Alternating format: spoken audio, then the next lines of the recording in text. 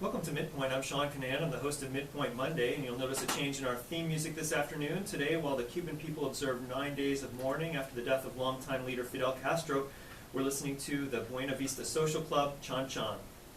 Well, Donald Trump is filling out his cabinet, and he's nominated billionaire conservative Betsy DeVos for Education Secretary. We'll speak with an advocate for public education about that selection and about education issues in Florida. We want to take your phone calls. I'd especially like to hear from you if you're concerned about education, and if you haven't called in before, the number here is 813-239-9663. You can also email your question or comment to dj@wmnf.org. You can text us at 813-433-0885. The number again, 813-239-9663. I want to welcome my guest to the studio today, Susan Smith. Welcome, Susan. Thank you. Susan, thanks for having me today, Seán. Thanks so much for being back on MidPoint. She's a public education advocate and the president of the Democratic Progressive Caucus of Florida. You know, we do want to talk about education issues, but since we just heard on the NPR headlines the latest news about the Ohio State University and the shootings there, this has to do with education, of course. Another shooting at another college campus. Your thoughts? Well, two of the issues that we follow closely in the caucus are the gun issue, gun safety, and also public education. So I think it's, the overlap today is especially important. I hope this renews opposition to the Guns on Campus bill that we're expecting to see again when the Florida legislature kicks off in March, because I can only imagine amidst the panic and confusion today at Ohio State, if people had been armed, if many of the students had been carrying weapons, because nobody knew what was going on. There were noises, there was confusion, and if people had just started randomly shooting at what they perceived to be danger, we'd probably have a much worse situation on our hands. And my heart does go out to the families of those who were injured today and possibly killed. The latest we're hearing is that there may be 7 people injured and that the campus is clear now. They've been given the all clear.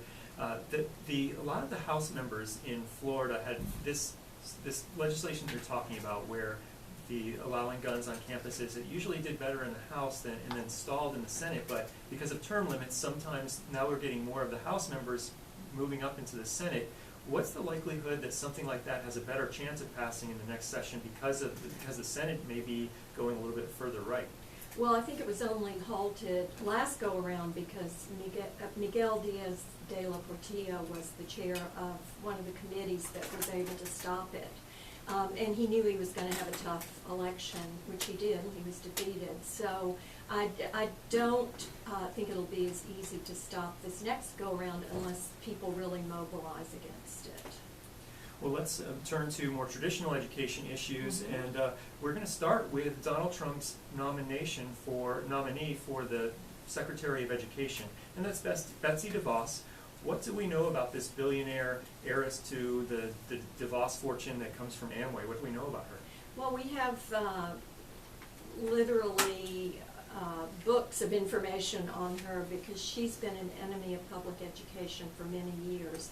So those of us who have been pushing back against school choice in quotation marks and education reform in Florida are very familiar with her and her efforts to privatize the public education system through vouchers and charters. She has a lot of Florida connections, not just through her husband's company, Amway, and then the Orlando Magic that they own. But she also sits on the board, or has been on the board, of Jeb Bush's, one of his foundations, and her family donates a lot of money to his foundations also. So the connection is strong. And you can't really talk about education in Florida over the last couple of decades without talking about Jeb Bush. What did he do as governor that kind of set a lot of this in motion, especially thinking about the FCAT, about high-stakes standardized testing, and about this buzzword called accountability? What's happened before Jeb Bush compared to now as far as public education in Florida? Well, testing has become the kind of the be-all, end-all, and we think the purpose of it has been to divert funding towards these private for-profit companies. And also the religious piece of it, the religious schools, which is where Betsy DeVos's big interest has been. Just to let you know a little bit about her family, her husband, as I was saying, is heir to the Amway fortune, and her own family is the Prince family, and her father was an auto parts billionaire from Michigan, who was one of the founders of the Family Research Council. So we get the conservative, right, religious piece of it from her side of the family. So they really are a Michigan power company that has worked to put a lot of the policies in place in Michigan that we've seen in Florida since Jeb Bush. All of these come from Milton Friedman and the whole free market approach to public education. So I think we heard last week from our Speaker of the House, Richard Corcoran, that this is going to be the new education policy in Florida, will be a free market system. So we're all about capital markets determining what our schools are going to be. Because it seems that that a lot of people in this country don't think public education, is a common good anymore. It's all about profits and who is going to be the best at the competitive model.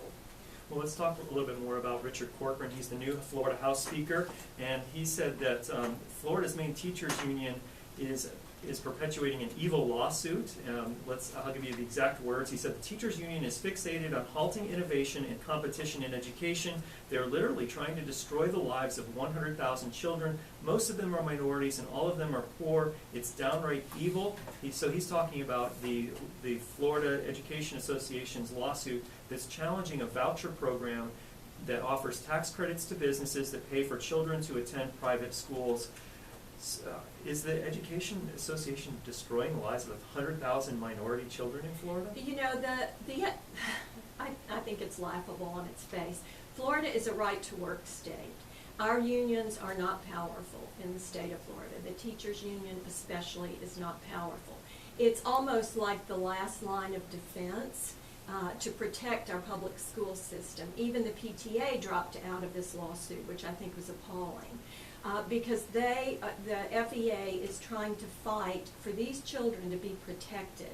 The voucher system does nothing to protect the rights of these children. And this was Betsy DeVos's big plan, was the voucher program. We know that vouchers, when they're on the ballot, are defeated over and over again by the public, because the public does not want their tax dollars diverted to these unaccountable schools. 90%, I've heard that figure, I can't verify it, but 90% of the voucher schools in Florida are religious. So that means they found a way to divert tax dollars at the expense of your child's neighborhood public school. They have found a way to divert that money into the private coffers of private schools and religious schools. And I think it's unconstitutional. FEA thinks it's unconstitutional. NAACP thinks it's unconstitutional. And I think it's time for the voters of Florida once again to mobilize and let their government know that they don't agree with Richard Corcoran. And the way that it happens is that corporations make what they call donations to this fund that funds these private scholarships, but dollar for dollar they pay fewer taxes. If they donate $1 million, they'll have to pay $1 million less in taxes to the state. So it's not directly diverting funds from the public education, but it's kind of going around that, going in a roundabout way to do essentially the same thing. It's taking what would have been tax funds and putting them directly into the private scholarships, which don't help public education at all. Is public education so well funded in Florida that we don't need those tax dollars? We have never been well funded in Florida. We have always been well below the national average, even in good economic times in Florida. I think we've averaged $3,000 per student less than what the national average is. So we have never fully funded our education system the way the people wanted it funded per the Constitution, because they want a high-quality public education for every child. That's in our Constitution. But the privatizers keep trying to figure out all these schemes to divert the money, and the tax scholarships are one of those schemes that they've created. And again, Betsy DeVos comes in on this because the Step Up Foundation, Step Up for Students, is the group that the tax dollars are funneled through. It's run by John Kirtley. John Kirtley from Tampa is a venture capitalist. He sits on the board of Betsy DeVos's foundations. She sits on the board of his foundations and Jeb Bush's foundations. It's an incestuous group of billionaires and plutocrats who are trying to take over the public schools in this country and end the public schools, as I said, because they think capitalism is the best way. In Jane Mayer's book, Dark Money, she talks about Betsy DeVos and how Betsy DeVos is kind of open about trying to make change with her fortune.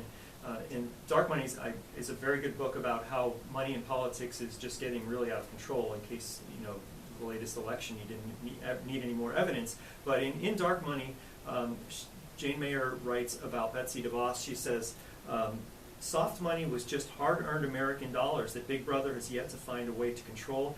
That's all it is, nothing more, DeVos added. I know a little something about soft money, as my family is the largest single contributor of soft money to the National Republican Party. She said, I have decided, however, to stop taking offense at the suggestion that we're buying influence. Now I simply concede the point. They are right. We do expect some things in return. We expect to foster a conservative governing philosophy consisting of limited government and respect for traditional American virtues.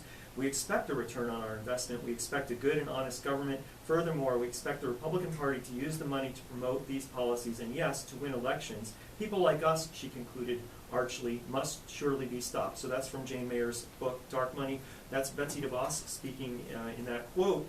So this is a billionaire who's saying, essentially, look, I have money, and I'm going to use that money to influence elections so that things will get more conservative, at least by her definition, in education and all these other things. We could also talk about LGBT rights and LGBT issues when it comes to Betsy DeVos. Yes, they funded a lot of the RFRA, the religious freedom bills. We saw one in Florida last session to give people the freedom not to follow the law just by making claims that it's their religion that keeps them from doing it. So there's also an anti-gay agenda that Betsy DeVos has. I think what this can do is unite allies, because we can bring, a lot of the public education people have not been advocating as much for LGBT issues as maybe they would have in the past. LGBT people, not so much on education issues. I think this is a place that we can form alliances to oppose this nomination because of the damage that this family has done. I also wanted to talk a little bit about this money. I just read this morning on Diane Ravitch's blog, dianeravitch.net. If you're not subscribing, you should. About an article, an opinion piece that came out in the Detroit paper last September, I believe, when they got the results of some of the campaign finance reports from the Michigan elections in the primary.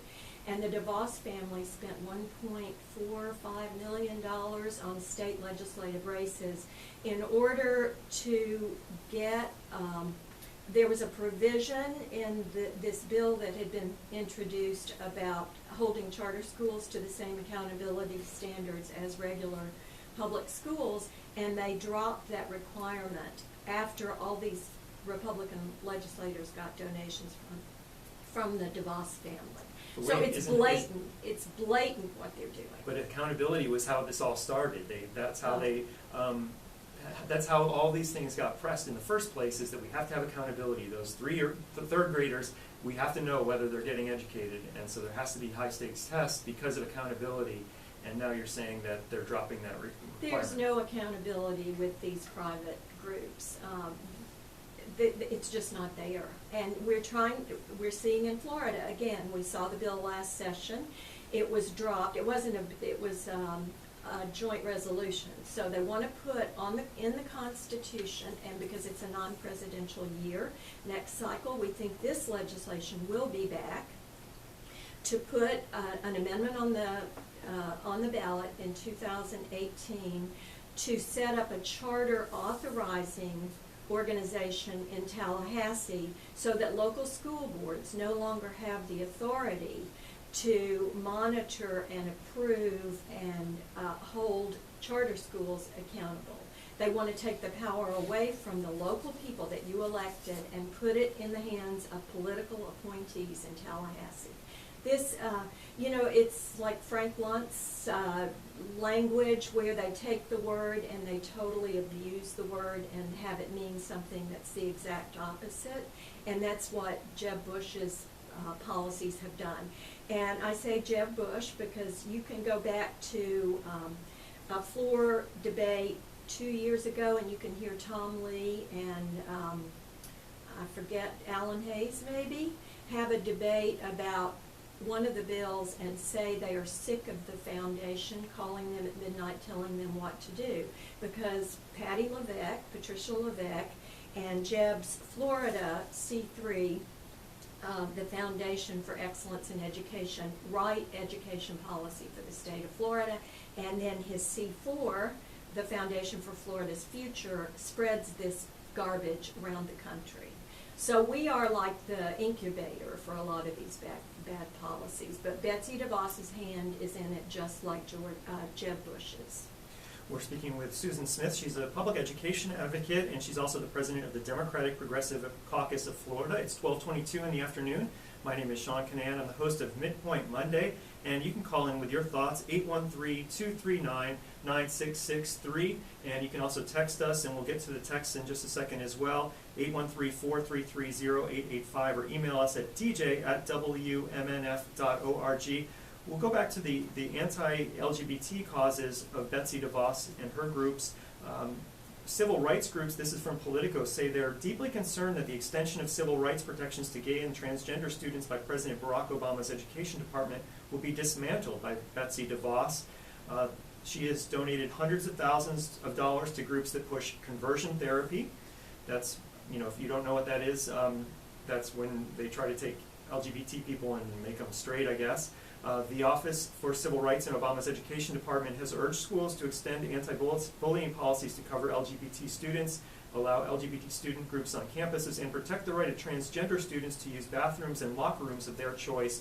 But all these protections might go in the wayside if Betsy DeVos runs the Department of Education. Mm-hmm. Absolutely. The education policy is controlled at the state level. But what the federal government does is it funds programs like Title I. So there's a lot of money coming down from the federal government. So what can happen is the federal government can put strings on this money. And yesterday in the Washington Post, Valerie Strauss wrote, she had republished 2 scenarios that someone else had written about. And one of the scenarios, and Donald Trump promised this in his election, was that he would block grant federal money to the states. So if you block grant this money without any kind of restrictions on it, which Betsy DeVos could do, and we know they've got a willing partner in the Florida legislature. We know we've seen these bills. We've seen the conversion bills in the legislature. We've seen the anti-conversion bills also that never even get a hearing. But we know that now we've got a president who just kind of casts off education. He sent his kids to, very elite private schools, so I'm sure it's just kind of on the back burner for him. He appointed a plutocrat, religious wingnut to this position. We're hoping that gets opposed. And then you've got the Florida legislature that's going to jump on board 100%. So children will lose these protections. They'll lose their right to a reading program if we get these block grants, because who knows if the Florida legislature will use the money to fund public school reading programs in our highly impoverished schools, because that's what Title I schools are. So, what you've got here is a perfect storm to destroy our system, our public education system, which we think is kind of the bedrock of our democracy. So you've got, right now, the states essentially run the education, but there are rules and requirements and backed up by funds from the federal government. And what you're saying is that they block grants. If the states just get a bunch of money and they don't have any any requirements to do anything. Education could look really differently in a place like Florida compared to, say, Connecticut or Massachusetts or someplace where maybe, I'm going out a little bit on a limb here, but maybe the legislators in those states care a little bit more about public education than they do here in Florida. Well, many of them benefit from the privatization schemes here in Florida, too. We can talk about that on another show, but it's true. And, you know, people have to pay attention. People have to call Marco Rubio and Bill Nelson and tell them not to approve this this nomination, and while they're at it, not to approve Jeff Sessions, because that's another piece of these civil rights protections, is the Attorney General. So we're in danger in this country of losing a lot of what makes us special. And I don't know that the voters were aware of everything they put at risk on November 8th. Yeah, I don't think that there was much talk about Betsy DeVos being Education Secretary when people were talking about electing Donald Trump as president. So what does that look like? Have you heard anything? I don't remember reading anything from Bill Nelson about whether there might be a filibuster of this nomination or whether there's a big block of senators, a large enough block that would oppose her nomination. Have you heard? Well, at this point, Mitch McConnell could not use the filibuster because he doesn't have to. I think they could end the filibuster. Right now, I think it only applies, didn't the Democrats do that last time they were in? It only applies to Supreme Court justices now or something. So that might not be an option. It might not even be an option. I would hope there are enough Republicans, sane Republicans in the Senate, but unless they hear from voters and get worried about it, and you know, this is a place maybe the Tea Party would unite. You know, there are places we work with the Tea Party in education policy. The testing and Common Core are two of the issues that we've worked together on. So, you know, sometimes these policies create strange bedfellows. So it's always positive. Right, so when this was first announced on Wednesday, that was the first thing we heard about opposition to Betsy DeVos, is we heard that, whoa, conservatives are upset because she once backed Common Core, and many conservatives oppose Common Core, which actually kind of sounds a lot like what Jeb Bush's education policies were in Florida for the last 15, 20 years. So the conservatives are upset that she once supported Common Core, but now she says she backs off that a little bit. What's her position? What is Common Core, I guess, and what's her position now on that? Well, Common Core are the standards that were written not by educators. They were written by academics and people who stood to benefit financially by the sets of standards that were, like I said, created without teacher input. It's more of the accountability model that we think is bogus, because the standards are not, don't take child development in the lower grades into account, or they didn't when they were written. So the standards, we are not opposed to standards. We had good standards before Common Core, but what this is all about making money. It's about writing a set of standards, selling curriculum to match the standards, selling test prep to match the testing that's going to be on the standards, and then selling the tests themselves, and then selling the teacher training now in education. Teachers have to pass a Pearson-owned test to get certified in Florida. This is pervasive. Pearson is another group that sits on these boards and donates to all these causes. It's all about making money on the backs of children and at the taxpayers, against what the taxpayers want in Florida, as we've seen. It's like the class size amendment. How many times are they going to try to undo it or get around it? They tried multiple times because it doesn't fit with their model. They assume children are little widgets that they can just fit in a mold and, you know, put it into this machine, this school factory, and spit it out on the other end. And that's not what children are. Each child needs to be developed according to his or her own potential. It's not about tests. It's not about college and career ready. It's about developing your potential in the world. That's what it should be about, and that's what we believe as a caucus. that public education is. And as the farther we get away from that, the further we get away from it, the less success we're going to see in our children. Well, let's go to our listeners. We have a text here well, let me first say that my guest is Susan Smith. She's president of the Democratic Progressive Caucus of Florida. And my name is Seán. I'm the host of MidPoint Monday. It's 12:31 in the afternoon. You're listening to WMNF Tampa, 88.5 FM. And you can call in at 813-239-9663. Email us at dj@wmnf.org or text at 813-433-0885. Here's a text from the 813 area code. The person does not give a name, but he or she is asking, why don't the Democrats complain about the Florida VPK program, voluntary pre-kindergarten? That's a direct voucher program, mostly private schools, and also most of the private, and the message cuts off there. So that's a good question that says, voluntary pre-K, is that a voucher program, and do you oppose it? It is. It's interesting because one Sunday, a couple of weeks before the election, or maybe just a week before the election, there was a debate on Sunday morning between Lynn Gray and Kathy James, who were running for school board, and I think the VPK program came up, and they were discussing, well, on Facebook, I started a Facebook discussion, and, school board members jumped into it about how the VPK kids were the most prepared because they were coming in knowing their shapes and their letters and their numbers. They were coming to kindergarten with all this. And those of us with a background in child development, which is what my background is, were pretty appalled by that because that is not developmentally appropriate for all children. So I worry that the VPK program is doing harm.